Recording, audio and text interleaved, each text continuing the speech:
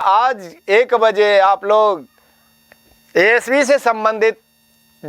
सूचना प्राप्त करने के लिए तैयार रहें। तो यही सूचना आप लोगों के लिए है कि आउटसोर्सिंग के माध्यम से 3 स्तरों पर जो बहाली होनी थी वो सबसे पहले राज्य स्तर में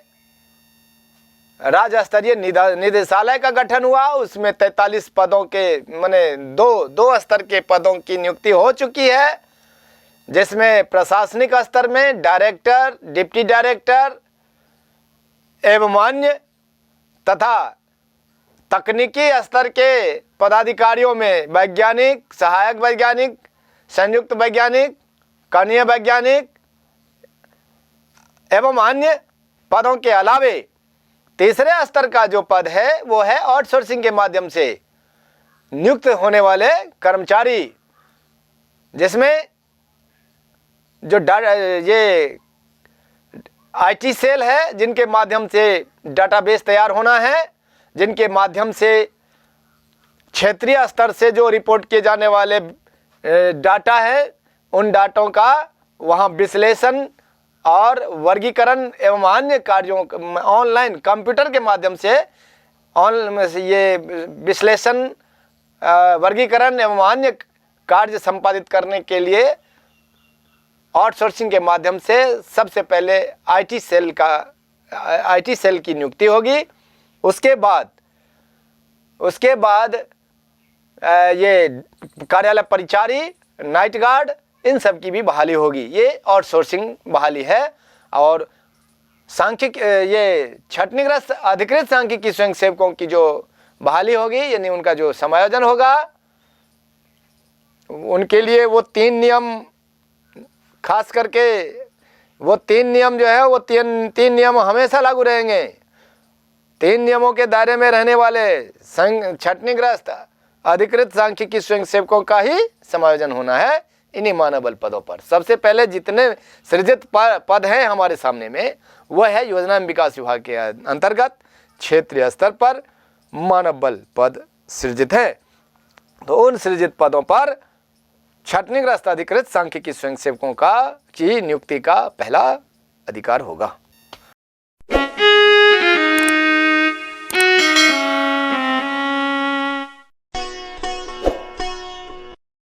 तमाम छटनीग्रस्त अधिकृत सांख्यिकी स्वयंसेवक साथियों को मेरा नमस्कार, सुप्रभात। साथियों, जैसा कि आप लोगों के सामने अपने विभाग यानी योजना एवं विकास विभाग के अंतर्गत क्षेत्रीय यानी पंचायत स्तर पर दिनांक 25/8/2020 को राज्य मंत्री परिषद से स्वीकृत लगभग 9000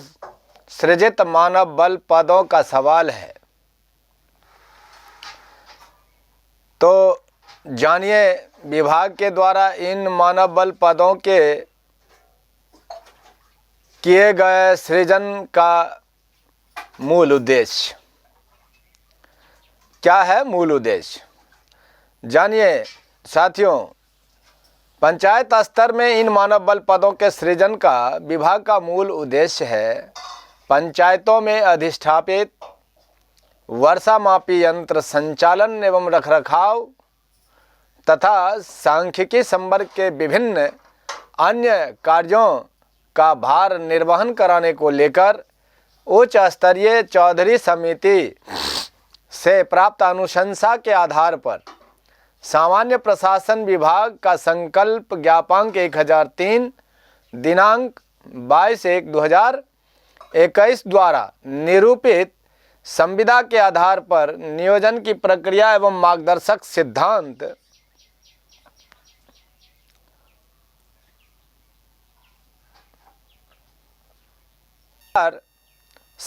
संविदा के आधार पर नियोजित किए जाने वाले कर्मियों को क्षेत्रीय स्तर के मानव बल कहते हैं। क्षेत्रीय यानी पंचायत स्तर पर नियोजित किए जाने वाले मानव बल पदों के नियोजन से पूर्व सर्वप्रथम राज्य स्तरीय गठित निदेशालय बिहार मौसम सेवा केंद्र सोसाइटी में 3 स्तर यानी प्रशासनिक, तकनीकी तथा आईटी सपोर्ट और चतुर्थ वर्गीय कर्मचारियों, चतुर्थ वर्गीय स्तर के संचालन अधिकारियों, पदाधिकारियों एवं कर्मचारियों की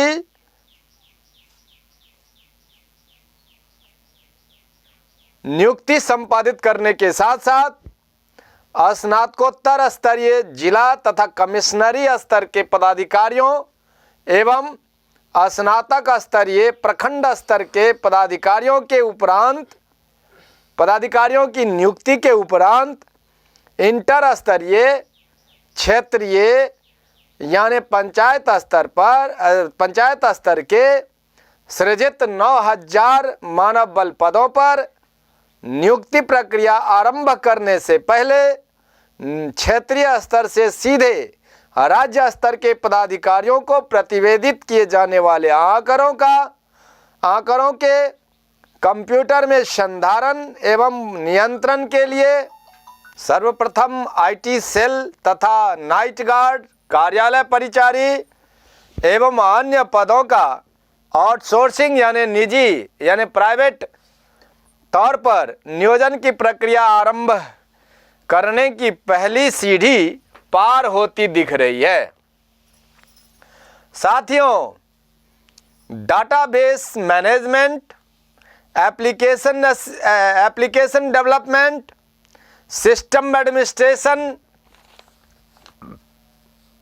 हेल्प डेस्क असिस्टेंट्स, लेखा संबंधी सेवा, कार्यालय परिचारी, नाइट गार्ड एवं अन्य आवश्यक सेवाएं जिन एजेंसियों के माध्यम से बहाल किया जाना है, उन सभी एजेंसियों का चयन कल कर लिया गया है। साथियों, खुशी की बात है कि इनकी नियुक्ति के बाद अब सीढ़ी शुरू हुई है हमारी, माने आप सबकी नियुक्ति की सीढ़ी शुरू हुई है। साथियों, इन एजेंसियों की बहाली के बाद इन्हीं में से कोई एक एजेंसी आईटी सपोर्ट संबंधी सभी ऑनलाइन कार्यों का संचालन करेगी। इन एजेंसियों के चयन के उपरांत अब क्षेत्रीय यानी पंचायत स्तर पर सृजित मानव बल पदों पर छटनीग्रस्त सांख्यिकी स्वयंसेवकों के बिहार कर्मचारी चयन आयोग के माध्यम से नियोजन की प्रक्रिया आरंभ होने में अब अधिक दिन दूर नहीं है। अब वो दिन दूर नहीं जब आप सबकी फाइल खुलेंगी और नियुक्ति अथवा नियोजन की अंतिम प्रक्रिया आरंभ होगी। साथियों, इस बात से अवगत हो लें, विभाग आपकी नियुक्ति का आधार यदि संविदा माने अथवा नियमित, परंतु नियुक्ति की प्रक्रिया वही होगी जो हाल ही में स्नातकोत्तर एवं स्नातक स्तरीय छटनीग्रस्त सांख्यिकी पदाधिकारियों की हुई। इसके साथ ही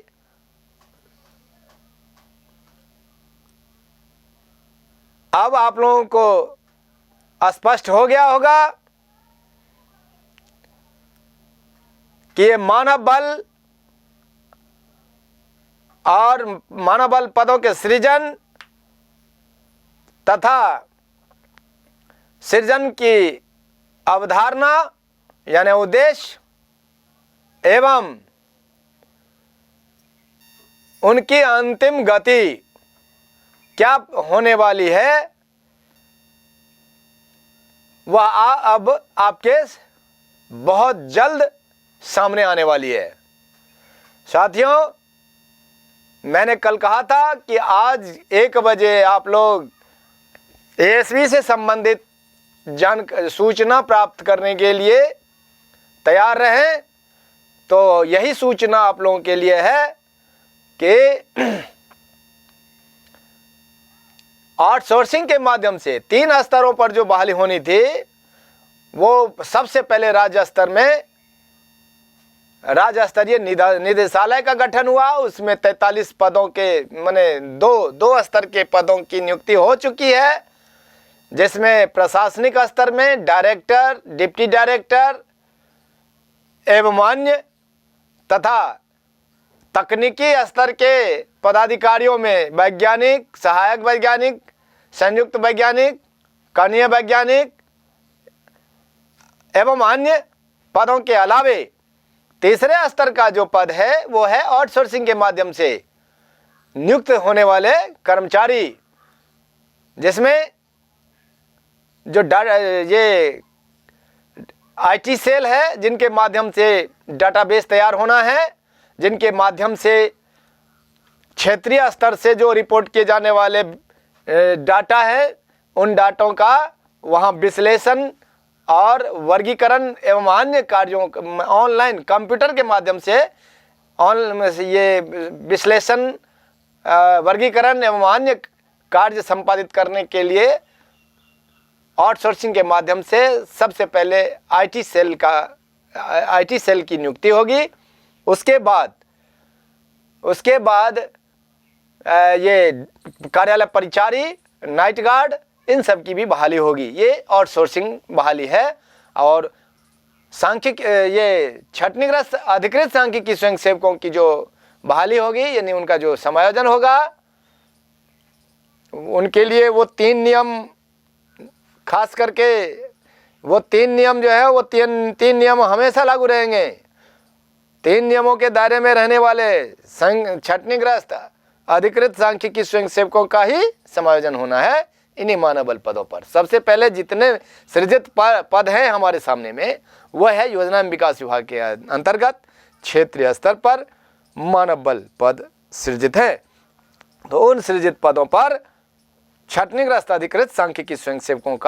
की नियुक्ति का पहला अधिकार होगा। तो साथियों, इसके साथ ही आप सबों का हमारे वीडियो में बने रहने का हार्दिक अभिनंदन, हार्दिक आभार, शुभकामनाएं।